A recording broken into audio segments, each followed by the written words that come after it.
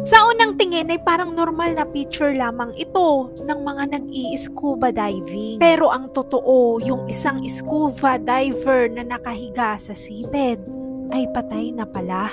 At alam nyo ba, yung dahilan ng pagkamatay niya ay yung kanyang asawa for 11 days pa lamang. Siya si Tina Watson, 26 years old. At kakakasal pa lamang niya sa kanyang asawa na si Gabe Watson 11 days bago sila pumunta sa Australia para mag-scuba diving. Ayon sa mga reports ay niyakap daw ni Gabe ang kanyang asawa na si Tina at pagkatapos noon ay tinurned off niya yung oxygen ni Tina. At yun yung reason kung bakit siya na-suffocate. At nung nakita niya na namatay na yung asawa niya, tinurn on niya ulit yung oxygen. At saka siya humingi ng tulong. At nasakto pa nga na nakuhanan yung bangkay ni Tina ng mga kasama nilang nag-i-scuba diving. Nakulong yung asawa niya for 18 months. At ngayon, malaya na siya.